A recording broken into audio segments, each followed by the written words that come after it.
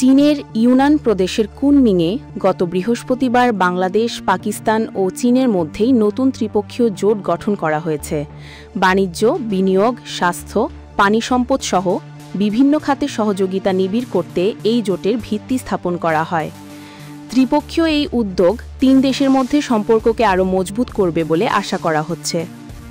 বৈঠকে চীনের উপপররাষ্ট্রমন্ত্রী সান ওয়েইডং, বাংলাদেশের ভারপ্রাপ্ত পররাষ্ট্র সচিব রুহুল আলম সিদ্দিকী ও পাকিস্তানের অতিরিক্ত সচিব ইমরান আহমেদ সিদ্দিকী অংশগ্রহণ করেন। পাকিস্তানের পররাষ্ট্র সচিব আমনা বালুচ ভিডিও লিঙ্কের মাধ্যমে বৈঠকে যুক্ত হন। বৈঠকের পর প্রকাশিত যৌথ বিবৃতিতে বলা হয়েছে, প্রতিবেশী দেশ হিসেবে সমতা, পারস্পরিক বিশ্বাস ও উন্মুক্ততা এই ত্রিপক্ষীয় জোটের মূল ভিত্তি। বাণিজ্য, শিল্প, কৃষি, জলবায়ু পরিবর্তন, স্বাস্থ্য ও শিক্ষাসহ বিভিন্ন ক্ষেত্রে সম্মিলিত প্রকল্প গ্রহণের সিদ্ধান্ত নেওয়া হয়েছে।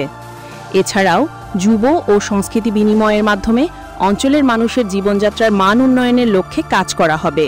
ত্রিপক্ষীয় সহযোগিতা কাঠামোটি বহুপক্ষীয়তা ও উন্মুক্ত আঞ্চলিকতাবাদের উপর ভিত্তি করে গড়ে তোলা হয়েছে, যা কোনো তৃতীয় পক্ষের বিরোধী উদ্দেশ্য নয়। এই কাঠামোর মাধ্যমে চীন, বাংলাদেশ ও পাকিস্তান একসঙ্গে অর্থনৈতিক উন্নয়ন এবং স্থিতিশীলতা নিশ্চিত করতে চায়। ত্রিপক্ষীয় কর্মী গোষ্ঠী গঠন করে বাস্তবায়নশীল উদ্যোগগুলো পরিচালনার পরিকল্পনা রয়েছে।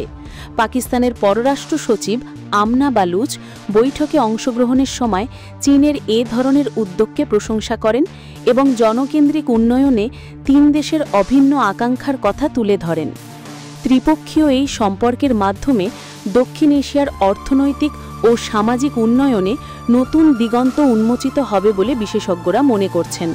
পাশাপাশি আফগানিস্তানের তালেবান প্রশাসনের উপপ্রধানমন্ত্রীর সঙ্গে চীনের আলাদা বৈঠকেও গুরুত্বারোপ করা হয়েছে।